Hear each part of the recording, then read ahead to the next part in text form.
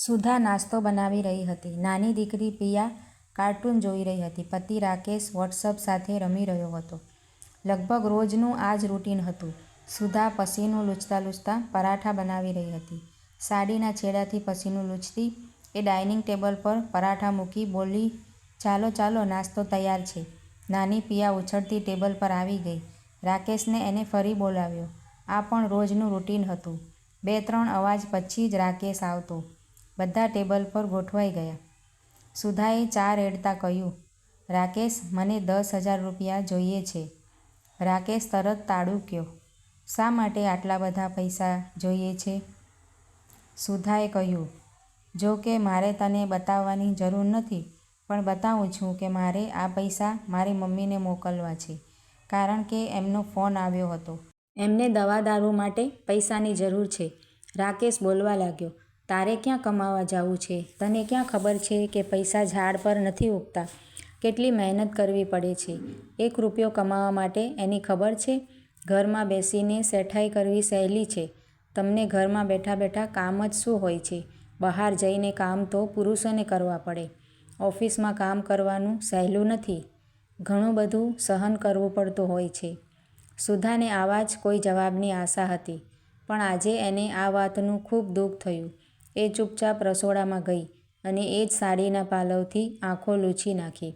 શા માટે એના ઘરના માટે બધી સગવડતા થઈ જાય છે, પણ જ્યારે મારી મા કે ભાઈ માટે કંઈક માંગું, એનું મોઢું ચડી જાય અને 100 વાત મને સંભળાવી દે છે. શા માટેનો કીડો મગજને કોતરી ખાવા લાગ્યો. આખી બપોર એ બેઠી જ રહી. કાંઈ કામ કરવાનો ઉમંગ આવતો ના હતો. રોજ જે કામ હોંશથી કરતી, એ કામ આજ ઢસરડો લાગવા લાગ્યો. સુધા એક ભણેલી ગોલ્ડ મેડલિસ્ટ છોકરી હતી. કોલેજમાં એનું નામ ટોપમાં લેવાતું. ભલે એ અભ્યાસ હોય કે સ્પોર્ટ્સ કે પછી રંગમંચ, બધા એને જાણે, બધા પ્રોફેસર પણ સુધાને ખૂબ માનથી રાખે. કોલેજ પછી એને બ્યુટી પાર્લરનો કોર્સ પણ કર્યો હતો, પણ મમ્મીએ રાકેશની સાથે એને લગ્ન કરી આપ્યા અને કોઈપણ પ્રકારની જોબ એ કરી ના શકી. હવે આજ જ્યારે મમ્મીને પૈસાની જરૂર છે, ત્યારે એને રાકેશ સામે હાથ લાંબો કર્યા વગર છૂટકો જ ના હતો. પણ એને આજ ખૂબ માનહાનિ લાગી, અપમાન લાગ્યું, તેમજ એને લાચારીનો પણ અહેસાસ થયો. પોતાના હાથને કાપીને ફેંકી દેવાનું મન થયું. જે જીભે પૈસા માંગ્યા એને કચડી મરી જવાનું મન થયું. એની આંખો વારંવાર ભીની થઈ જતી હતી અને પર્સ ઉઠાવી અને રસ્તા પર ચાલવા લાગી. લાગતું હતું કે એ દિશાહીન ભટકી રહી હતી. કોઈ પણ લક્ષ્ય વગર સાંજ સુધી રસ્તા પર મારી ફરી રહી હતી. સાંજ પડતાં એક મોલમાં દાખલ થઈ અને એક બેન્ચ પર બેસી પડી. થાક પણ લાગ્યો હતો અને એણે ઘડિયાળમાં જોયું. પિયાને સ્કૂલેથી આવવાનો સમય પણ થઈ ગયો હતો.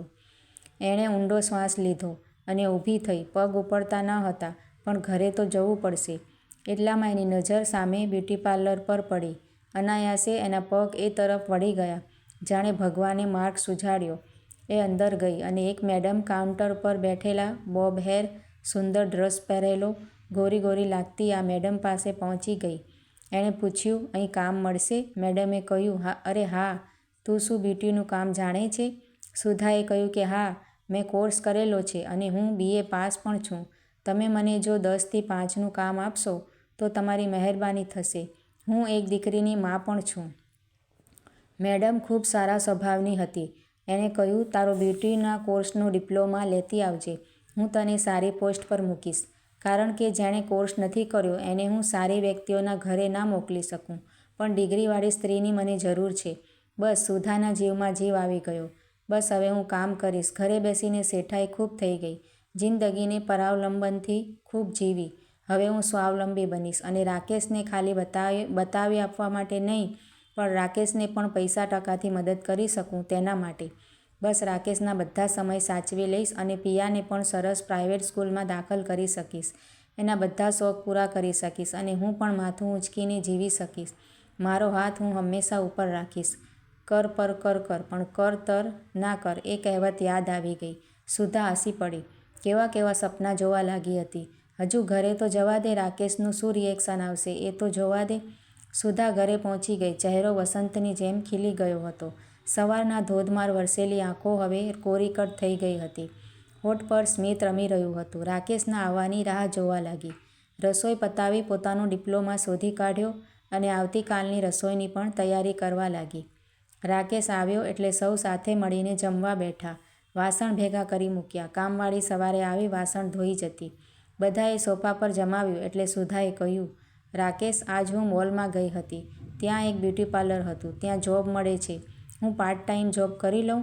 આમ પણ પિયાને સારી પ્રાઇવેટ સ્કૂલમાં દાખલ કરી શકાય અને એના બીજા શોખ પણ પૂરા કરી શકાય અને મારો સમય પણ સારો પસાર થાય. પિયા સ્કૂલ જાય પછી હું ખૂબ બોર થાઉં છું. રાકેશે કહ્યું, તારાથી થાય જોબ તો કર, પણ એવું નહીં સમજતી કે જોબ કરવી સહેલી છે. લોઢાના ચણા ચાવવા પડશે. પૈસા કમાવવા સહેલા નથી. સુધા બીજા દિવસથી કામ પર જવા લાગી. સવારના પહોરમાં રાકેશ અને પિયાનો નાસ્તો પતાવી તરત અડધી રસોઈ પતાવી દીધી. 9:30 વાગ્યે તો રિક્ષા લઈ પાર્લરમાં પહોંચી ગઈ. બસ મેડમ ડિપ્લોમા જોઈ ખુશ થઈ ગયા. બસ સુધા ખુશ હતી. કામ ખૂબ ચીવટથી કરતી. મુંબઈના પોશ એરિયામાં પાર્લર હતું. ધીમે ધીમે સુધાના નામનો ડંકો વાગી ગયો, કારણ કે સુધાનું કામ લોકોને ખૂબ પસંદ આવતું હતું. સુધાએ મેડમની પરમિશનથી જોબ છોડી દીધી અને પોતાનો ધંધો ચાલુ કર્યો. પોતે 5 એમ્પ્લોય રાખ્યા અને બધાને ટ્રેન કરી સરસ બિઝનેસ જમાવી દીધો. પિયા પછી એને પવન પણ થયો. રાકેશ ખુશ હતો. વળી એ રાકેશના શેડ્યુલનું પણ બરાબર ધ્યાન રાખતી. બાળકો ધીમે ધીમે મોટા થઈ રહ્યા હતા. બંને ભણવામાં હોશિયાર હતા. બંને સંસ્કારી પણ ખૂબ હતા. જિંદગીનું ચક્કર ચાલ્યા કરતું હતું. સુધા પ્રગતિના પંથે હતી. એકમાંથી તેને 3 પાર્લર ખોલી દીધા. ખૂબ ધૂમ કમાણી થતી હતી. સુધાએ પૈસામાંથી મા અને ભાઈને પણ મદદ કરતી. કોઈ પાસે હવે પૈસા માંગવા પડતા નથી. કોઈ પાસે હાથ લાંબો કરવો પડતો નથી. એ પોતાને મનગમતી સાડીઓ, ડ્રેસ, જ્વેલરી ખરીદી શકે છે.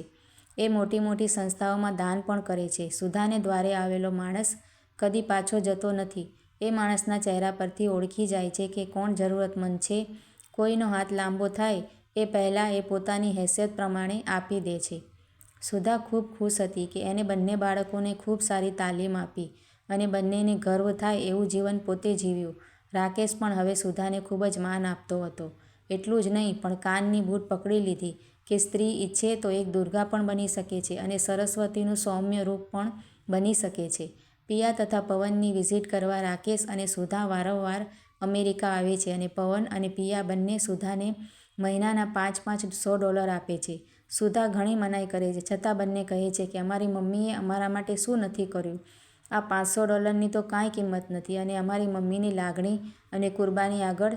સુધા આ $1000ની FD બનાવી બંને બાળકોના નામે મૂકી દે છે અને કહે છે કે મેં કદી તારા પપ્પાની સામે હાથ લાંબો નથી કર્યો, તો તમારા પૈસા લઈને હું શું કરીશ, પણ આ FD હું તમારા બાળકોને આપી દઈશ. પિયાને સુંદર મજાનો દીકરો થયો છે. નાની અને રમાડવા અમેરિકા આવે છે. હવે ધીરે ધીરે સુધાએ કામ ઓછું કરી નાખ્યું છે. પાર્લર રેન્ટથી આપી દીધા છે અને રાકેશ અને સુધા આનંદથી નિવૃત્તિની જિંદગી જીવી રહ્યા છે. શરીરથી નાજુક લાગતી સ્ત્રીમાં 9 મહિના બાળકને પોતાના ગર્ભમાં રાખી પ્રસૂતિની પીડા સહન કરવાની હિંમત છે. એ જ સ્ત્રી જે આખા ઘરનું કામ હોંશે હોંશે ઉપાડી લે છે અને સવારમાં સૌથી પહેલાં ઉઠી સૌથી છેલ્લી સૂવા જાય છે, તો પણ હસતા મોઢે બધાની સેવા કરે છે. એ સ્ત્રી જો પતિની ગેરહાજરી થઈ જાય તો પોતે બીજા લગ્ન કર્યા વગર બાળકોને પાળે છે, ત્યારે એ મધર ઇન્ડિયા કહેવાય છે. એને જો પ્રેમ અને સંવેદનાથી રાખવામાં આવે તો એ જિંદગી કુરબાન કરી દે છે, પણ જો એને પડકારવામાં આવે તો એ કમર કસીને પોતાના રસ્તા કાઢી શકે છે. એને દેવી તરીકે પૂજાવું નથી, પણ એને સ્ત્રી તરીકેનું સન્માન માંગે છે અને એ આપવું માનવજાતની ફરજ છે, કારણ કે સ્ત્રીના ગર્ભ વગર માનવી જન્મ લઈ શકતો નથી. તેથી આ માનની એ હકદાર છે. હજુ સુધી પુરુષને આ સૌભાગ્ય પ્રાપ્ત થયું નથી કે બાળકને જન્મ આપી શકે. સુધા જેવી સ્ત્રીઓ ખરેખર પોતાના કુટુંબ માટે જ નહીં પણ સમાજ માટે પણ પ્રેરણારૂપ બને છે. મિત્રો, આ વાર્તા તમને કેવી લાગી કમેન્ટ દ્વારા જરૂર જણાવજો અને સારી લાગે તો લાઈક કરજો અને ચેનલને સબસ્ક્રાઈબ કરજો. Thank you.